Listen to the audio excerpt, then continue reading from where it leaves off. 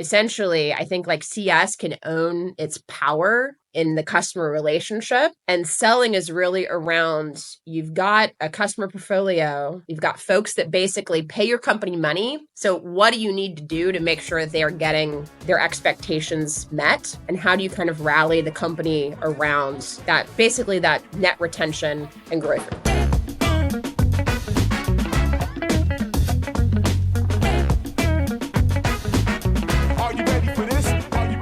What's up, lifers, and welcome to the Daily Standup with Lifetime Value, where we're giving you fresh new customer success perspective every single day. I got my man JP with us. JP, do you want to say hi? What's up, folks? And we have Rob with us. He's on mute. What's up, lifers? Yes. Wow, that's a shame. And we have Liz with us. Liz, can you please say hi? Hey, how's it going, y'all? Going good. And I am your host. My name is Dylan Young. And Rob is going to be on mute this whole time as somebody runs a pneumatic device mere feet away from him. But anyway, Liz, thank you so much for being here. Can you please introduce yourself? Yeah, well, thank you so much for having me on, Dylan. So Lizz Harrell, I have been a revenue and customer success leader in startups my entire career. Started off as a BDR, doing the good old cold calling, all the way through, wound my way up through sales, moved into post-sales. Thought I was going to get out of owning a revenue number in tech, but I've been basically doing it my entire career now. So past couple organizations, led post-sales pieces. That's everything from onboarding to support to customer success, really the main outcome driving net retention. So I've been pretty fortunate to be part of some kick-ass companies, 4 exits, 3 IPOs, 1 acquisition most recently, which has led me to that company got acquired last year. And so recently I've gone on, hung up my own shingle, and have been doing basically consulting, helping customer success teams maximize net retention and make it through what has been the gauntlet of the past few years in tech. Oh, my goodness. Liz, I'm feeling especially nostalgic today. I was looking up my childhood home on Zillow, and so that's where I'm at. I am curious whether you ever miss your BDR days. Well, so funny enough, I signed up for this, Dylan. What do you think when you're hanging up your own shingle and you're trying to drum up business? That's true. Guess what you're doing? You are now, to be fair, I'm starting with my network, so I'm not like cold calling the CMO of Nike and getting screamed at technically these days. It's nice, but that's, I mean, we love you, Nike. Yeah. Yeah. He told me where to put my phone in so many words. I'm at least calling on friendlies these days. That's that person's fault for making their information publicly available. Anyway, Liz, you know what we do here? We ask one simple question of every single guest, and that is, what is on your mind when it comes to customer success? Why don't you tell us what that is for you? Yeah. I think number one thing, customer success managers, CSMs, they need sales skills. That's probably the biggest topic that I've been diving into. Might be a little controversial, but that's what I believe. I don't think it's controversial, but I do think it leaves a lot of CSMs out in the cold who have a different expectation about what the job is. I think there's been a lot of change, right? And let's say, and look, if there's anything I've learned, sales, CS, BDR, all the hats, right? It's definitely always like, it's a decision of every business based off of their customers, based off of their product, how to make sure that they are bringing on the right folks, selling that success, right? And then making sure they deliver it. So that's always the first caveat. And so when you say left out in the cold, I think what's interesting, right? And I am super passionate about customer success, being successful. I think over the past 5 years, CS has become a catch-all. It's led to a lot of burnout, right? I mean, we've seen a lot of the stats on burnout. I mean, I follow the Reddit threads that almost pops up every single day. Hey, I want to quit, man.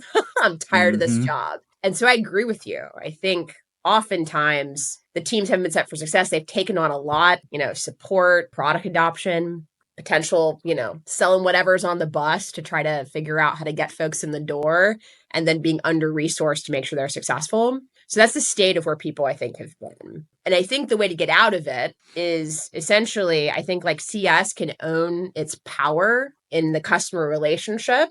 And selling is really around, you've got a customer portfolio, you've got folks that basically pay your company money.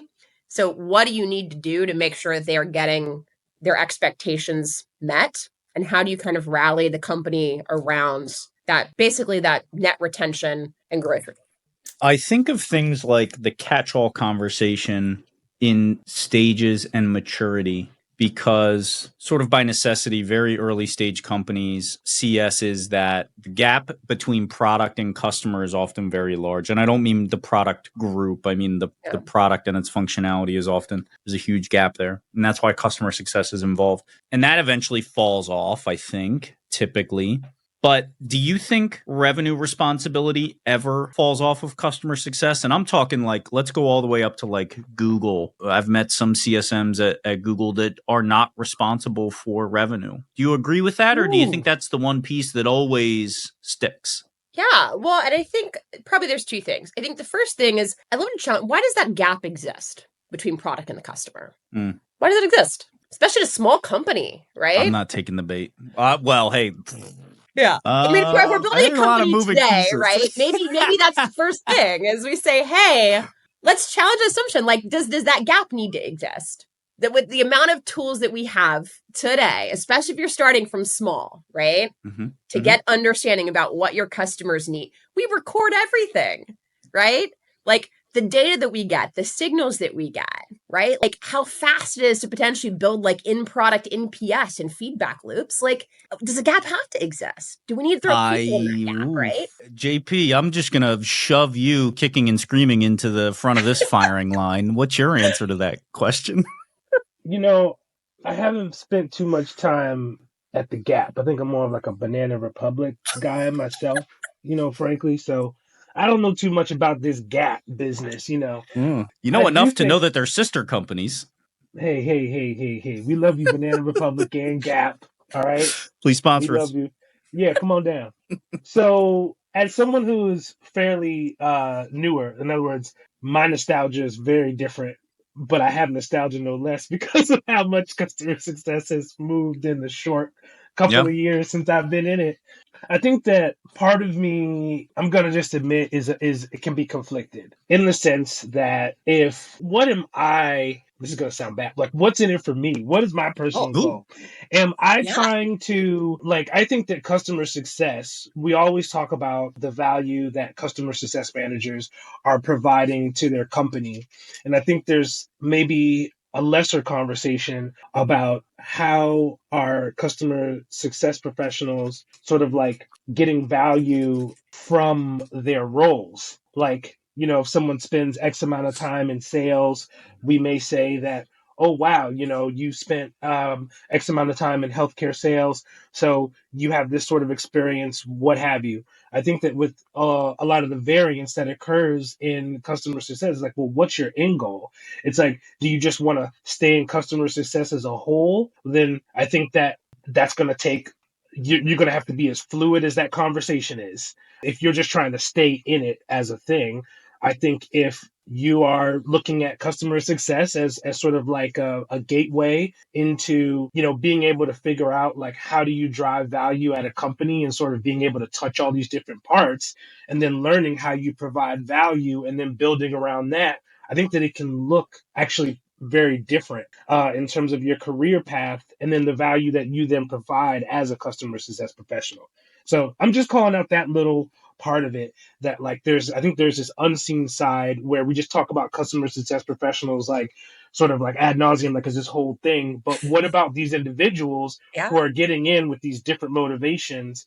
And like you started off with saying, Liz, like you're like, I'm passionate about customer success succeeding. Like, how many customer success folks share that sentiment versus are just trying to get their foot in the door, Yeah.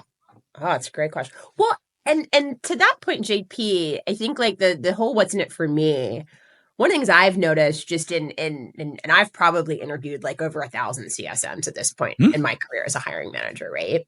The absolute best ones, the learning that you get when you own a relationship with a customer is huge, especially if you take the mantle of your job is to be an expert on that customer, right? You will learn every single day, because you're going to get on the phone and you're going to be curious. You're going to ask questions. You're going to learn about who you're talking. You're going to learn about their business, right? And so that you can take wherever you want to go, right? So if you're in fintech and your job is to learn about, like big payments players, right? Like you'll be in those conversations. You'll have your foot in the door, the room to grow. And then you're like, great, like maybe now that I'm an expert on fintech and payments, like maybe I want to go work directly with one of these companies, right? I've got former CSMs who went and became heads of payments and did that. Maybe you're like, hey, look, like I've now, owned these relationships. And so I want to go kind of like expand on the ability to do more of this type of function that I own the relationship with.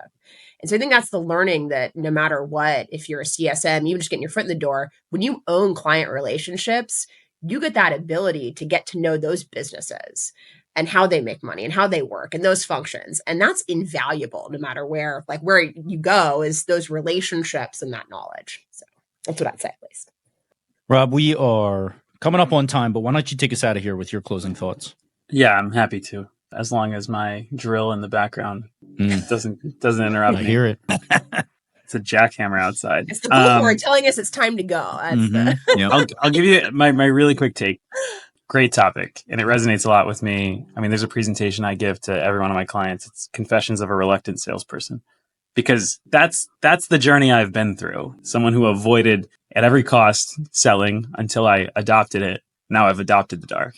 But I would broaden. I think, Liz, there's so much more here to unpack in future conversation. So it's not even just sales skills. I would broaden that to say sales fundamentals. Yeah. So that starts to include things like scripting. It includes objection rebuttal handling. It includes methodologies for objection handling on the spot, like the feel, felt, found method that I know we've talked about a lot on the show. Simple fundamental that all sales folks know, but CSMs mostly have never heard of. And then closing strategies too. That's I haven't even begun to scratch the surface of like medic and medpic methodologies and how to sell to your economic buyer. That's all even just at the IC level. Then at the leadership level, there's stuff like around how do you model sales efficiency? How do you manage revenue forecasts? How do you run pipeline review meetings? And how do you build an overall culture around selling and customer success? So there are a million ways we could take this. I'll just say it's probably a conversation for another time. And great topic, though. Thank you, Liz. Oh, Rob, we could probably talk for hours, plus one to all the above. Maybe we should. I mean, that is our time, Liz, but would love to have you come back and do a round two and stay on the same topic, but just dig a little bit deeper. But for now, we do have to say goodbye. Appreciate y'all having me on. Thanks, Liz. Take care, y'all.